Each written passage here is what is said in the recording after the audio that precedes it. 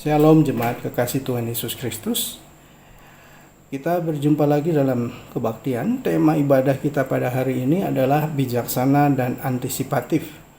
Dua kata yang sangat penting dan sangat menarik dalam kamus bahasa Indonesia. Bijaksana itu artinya arif, selalu mempergunakan akal budi, pandai dalam mengambil sebuah keputusan dan juga cenderung hati-hati, saudara-saudara. Sedangkan antisipatif adalah bersifat tanggap terhadap segala sesuatu yang akan terjadi.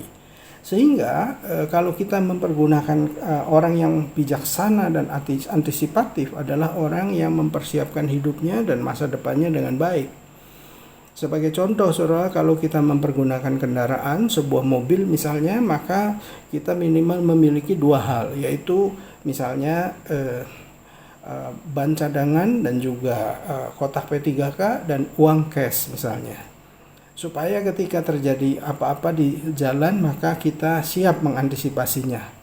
Ketika kita membutuhkan uang, kita punya juga. Seorang ibu yang baik, saudara-saudara, juga biasanya sudah menyediakan uang cadangan di rumah, sehingga ketika memerlukan uang cadangan, ketika menjalani kehidupannya, dia bisa mempergunakan uang itu tanpa perlu pergi keluar lagi.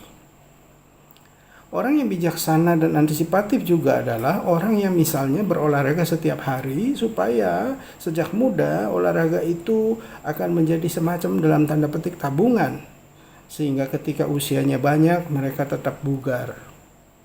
Orang tua yang bijaksana juga, saudara-saudara, dan antisipatif untuk masa depan adalah bagaimana menghadapi situasi yang sulit dan susah atau pendidikan anak. Mereka menabung dengan rajin sehingga masa depan anak-anaknya bisa terjamin. Itulah arif, itulah antisipatif. Saat ini, saudara-saudara, ketika kita berbulan-bulan bahkan lebih dari 7 bulan menghadapi pandemi COVID-19, dikatakan hanya orang yang bijaksana dan antisipatiflah orang yang bisa menghadapi ini dan selamat dari pandemi ini. Karena saudara-saudara, kita menyadari dari tanggal 2 Maret sampai dengan 3 November ini, di Indonesia ini sudah ada 418.375 pasien yang terkena virus corona. Memang yang sembuh ada 82%, saudara-saudara, tapi jangan lupa yang meninggal dunia itu ada 14.146. Tanggal 3 November, saudara, orang yang terjangkit itu ada 3.931. Nah, di Jawa Timur sendiri dari sekian banyak itu ada 270 orang. Dari 270 orang itu 44 orang di Surabaya, dan di Banyuwangi ini ranking 2, yaitu 34 orang. Nah, saudara, dikatakan hanya orang yang hidup waspada, yang menjaga jarak, yang mempergunakan masker, yang selalu berusaha untuk menghindari pertemuan, mereka itulah yang bisa selamat. Oleh karena itulah maka kita sangat diperlukan sikap dan sifat bijaksana dan antisipatif itu. Bacaan kita, saudara-saudara, Injil Matius 25 ayat 1 sampai dengan 13. Kalau kita melihat Injil Matius 24 dan 25 itu berisi khotbah-khotbah tentang akhir zaman. Dimulai dengan tanda-tanda yang akan mendahului kedatangan anak manusia, dan dilanjutkan di pasal 25 ini ada 3 cerita, yaitu gadis-gadis yang bijaksana dan gadis-gadis yang bodoh. Yang kedua adalah perumpamaan tentang talenta, dan yang ketiga tentang penghakiman terakhir. Nah, Matius 25 ini semua berbicara tentang kerajaan sorga dan kedatangan anak manusia. Matius 25 ayat 1 sampai dengan 13, saudara-saudara, ini topik tentang kerajaan sorga. Dan memang di dalam Injil Matius, topik atau tema atau soal kerajaan sorga atau kerajaan Allah itu sangat penting dan diutamakan. Kenapa? Karena Injil Matius sangat mementingkan hari Tuhan atau hari kedatangan Tuhan Yesus kedua kali. Buktinya, saudara-saudara, tema atau topik atau kata kerajaan sorga, kerajaan Allah disebutkan dalam Injil Matius itu sebanyak 41 kali. Sedangkan dalam seluruh perjanjian baru, tema kerajaan sorga atau kerajaan Allah itu 108 kali. Nah, kerajaan surga juga dihubungkan dengan perjamuan kawin.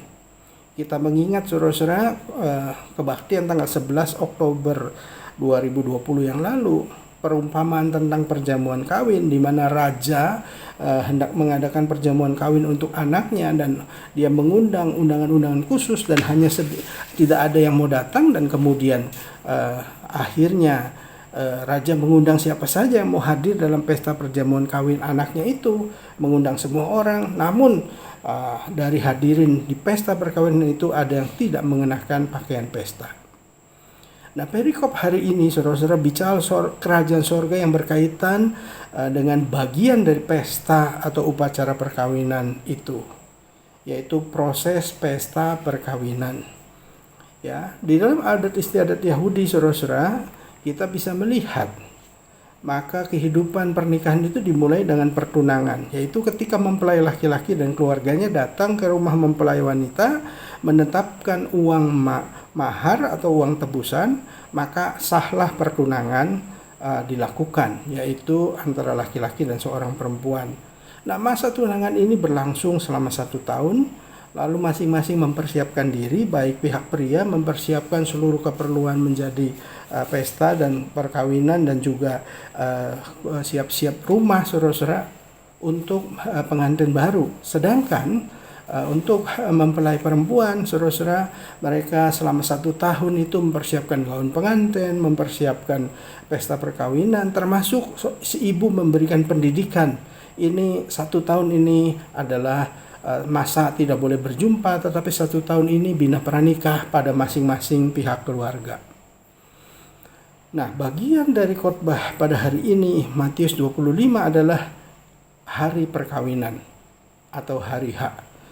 Saudara, di mana dimulai dengan penjemputan oleh rombongan pengantin pria ke rumah pengantin perempuan, dan setelah berjumpa dengan pengantin perempuan maka pengantin perempuan akan diboyong.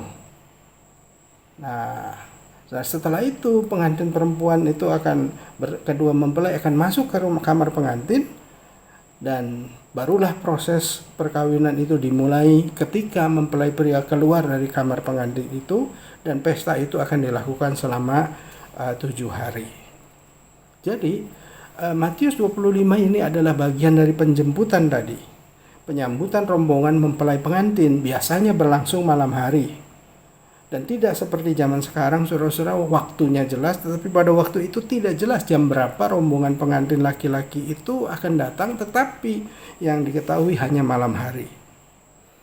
Nah, tim penyambut terdiri dari 10 orang gadis yang menunggu di ujung kampung atau di ujung desa tempat mempelai perempuan itu tinggal saudara-saudara.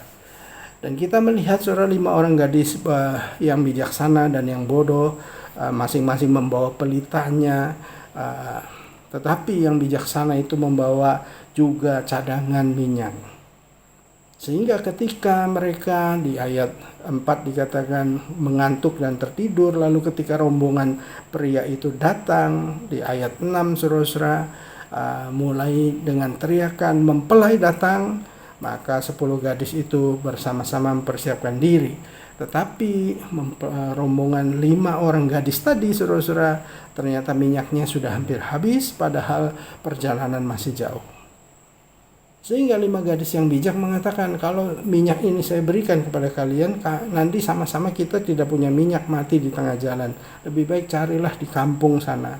Saat itu saudara-saudara agak lucu, penjual minyak biasanya itu masih tetap standby karena tahu pasti ada rombongan pengantin itu membutuhkan minyak pada malam hari.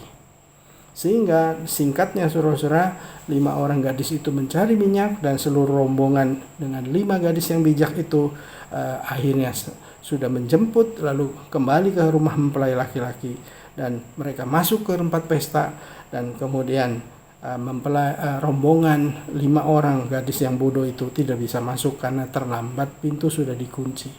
Nah, di ayat 13 dikatakan berjaga-jagalah karena kamu tidak tahu akan hari maupun saatnya. Saudara-saudara, apa relevansinya untuk kita pada saat ini saudara-saudara? Firman Tuhan hari ini hendak mengungkapkan saudara-saudara, kalau hidup di dunia sekarang saja kita begitu bijaksana dan antisipatif, saudara, sehingga kita bisa bertahan 7-8 bulan, saudara, menghadapi virus ini. Maka dalam kehidupan beriman pun kita harus belajar bijaksana dan antisipatif. Saudara, yang pertama, Tuhan Yesus akan datang dalam waktu yang tidak dapat ditebak, bisa kapanpun. Maka sebagai orang Kristen yang baik dan benar, sikap bijaksana, sikap antisipatif itu harus ada di dalam diri kita, yaitu kita waspada dan berjaga-jaga. Seorang pendeta Amerika, Rick Warren, mengatakan hidup manusia di dunia sekarang ini hanya sebentar saja. Menurut Mazmur 90, saudara-saudara, hidup manusia itu 80 sampai 90 tahun saja. Setelah itu kematian ataupun kita menyambut next step atau kehidupan selanjutnya. Nah, kehidupan yang singkat ini adalah menjadi modal untuk hidup kekal, untuk hidup selanjutnya. Maka saudara-saudara, ketika Tuhan datang, maka kita harus siap dengan modal yang cukup untuk memasuki kehidupan yang selanjutnya. Maka yang kedua, kita harus bersiap dengan bekal. Seperti gadis yang bijaksana itu menyambut dengan persiapan, menyambut kedatangan mempelai dengan persiapan, maka kita pun menyambut kedatangan Tuhan Yesus kedua kali itu dengan kesiapan. Roh Kudus itu adalah simbol dari minyak yang harus tetap menyala, simbol dari terang yang harus terus menyala, saudara-saudara. Hidup di dalam kebenaran, hidup di dalam tuntunan firman Tuhan, itulah yang diharapkan dari kita semua sampai menyambut kedatangan Tuhan Yesus yang kedua kali. Terus bekerja dan tetap berjaga sampai Tuhan datang kedua kali. Surah Matius 7 ayat 21 berkata, "Bukan setiap orang yang berseru kepadaku, Tuhan, Tuhan, akan masuk ke dalam kerajaan surga, melainkan dia yang melakukan kehendak Bapakku yang di sorga." Bekal, saudara, modal untuk masuk ke dalam pesta perkawinan anak domba adalah hidup melakukan sesuai dengan kehendak Tuhan. Apakah itu? Yaitu hidup dalam keadilan dan kebenaran. Sebagai penutup, saya hendak menggambarkan, saudara-saudara, ada sebuah peristiwa malam hari, keadaan masih sangat tradisional. Ya, saudara, ada perlintasan kereta api yang dijaga pintu perlintasannya oleh penjaga rel kereta api. Ketika malam hari, saudara-saudara, penjaga itu sudah tahu dan dia sudah mengerti jam sekian kereta akan lewat. Maka ditutuplah tiang pintu perlintasan kereta itu. Dan ditaruhnya lampu kecil di tengah-tengah itu, saudara-saudara, dari perlintasan itu. Singkatnya, saudara-saudara, ada sebuah bus lewat dan kemudian terjadi kecelakaan karena dia menabrak pintu perlintasan dan kereta api lewat menabrak bus itu, saudara. Kecelakaan terjadi. Sehingga peristiwa itu singkatnya dibawa ke pengadilan, lalu hakim bertanya kepada penjaga pintu perlintasan kereta api itu, "Apakah engkau menutup pintunya?" "Ya, menutup." "Apakah engkau menaruh lampu di sana?" "Ya, menaruh." Maka disimpulkan bahwa yang salah adalah sopir dari kendaraan itu. Dan akhirnya terbebaslah penjaga pintu rel kereta itu dari hukuman. Saudara, sampai di rumah, lalu penjaga pintu rel itu merenung-renungkan. Ternyata, saudara-saudara, dia sadar bahwa dia lupa menyalakan lampu di tengah yang harusnya menyala di tengah pintu perlintasan kereta itu. Sehingga mobil itu dari jauh tidak melihat bahwa itu adalah pintu perlintasan kereta api. Dan kecelakaan itu terjadi. Saudara, kalau di dunia ini kelalaian bisa terjadi, tetapi saudara-saudara, di hadapan Tuhan kita tidak bisa menghindar. Pertanyaannya adalah, saudara, apakah Tuhan Yesus mengenal kita? Mungkin semua orang mengenal saudara dan saya sebagai orang Kristen. Tetapi di akhir zaman, apakah Tuhan Yesus mengenal saudara dan saya, mengenal kita semua sebagai anak-anaknya? Semoga kita terus berjaga-jaga, kita bersikap mempunyai sikap antisipasi, saudara-saudara, antisipatif terhadap situasi yang bisa saja terjadi kapan saja. Marilah kita terus bersikap bijaksana, saudara-saudara, dalam menghadapi segala kemungkinan yang bisa terjadi. Karena ketika waktunya tiba, saudara, harinya datang, maka kita semua akan menyambut kedatangan Tuhan itu. Marilah kita bijaksana mempersiapkan diri. Tuhan memberkati saudara dan saya. Amin. Mari kita berdoa. Ya Tuhan Allah Bapa Surgawi, kami datang kepadamu, kami bersyukur ya Tuhan, karena kami boleh diingatkan oleh firman Tuhan. Kalau kami di dunia ini saudara-saudara bijaksana dan antisipatif menghadapi bahkan berbagai macam pergumulan, baiklah juga Tuhan kami boleh bijaksana dan antisipatif menghadapi kehidupan yang akan datang. Ya Tuhan, kehidupan kami yang singkat ini adalah guna mempersiapkan kehidupan di masa yang akan datang yang panjang. Berkati persiapan kami Tuhan. Tuhan, kiranya Engkau menolong kami semua untuk tetap waspada dan berjaga-jaga, baik hidup di dunia sekarang ini terhadap pandemi virus yang corona yang masih berlangsung Tuhan, tapi kami juga boleh mempersiapkan spiritualitas kami menghadapi kedatangan Tuhan Yesus yang kedua kali. Berikan kepada kami Tuhan hati yang terbuka untuk selalu mau memberlakukan firman Tuhan dalam hidup sehari-hari, supaya kami didapati setia sampai pada akhirnya. Kami berdoa untuk seluruh jemaat Tuhan yang terdampak pandemi ini Tuhan, baik secara sosial, secara ekonomi, terlebih lagi Tuhan, mereka yang terdampak secara psikologis dan bahkan spiritualitasnya.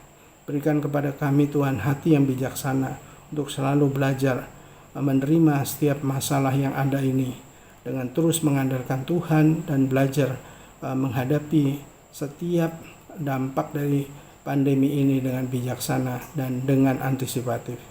Inilah doa dan permohonan kami terus berdoa bagi pemerintah, bagi gugus tugas pemerintah untuk dapat mengatasi pandemi ini dengan baik, sehingga ya Tuhan kami boleh terbebas pada waktunya. Kami bersyukur untuk firman Tuhan hari ini Tuhan, biarlah kami terus berjaga-jaga dan terus menjadi pelaku firman Tuhan. Sambut doa kami yang kami naikkan hanya dalam satu nama Tuhan kami, Yesus Kristus. Amin.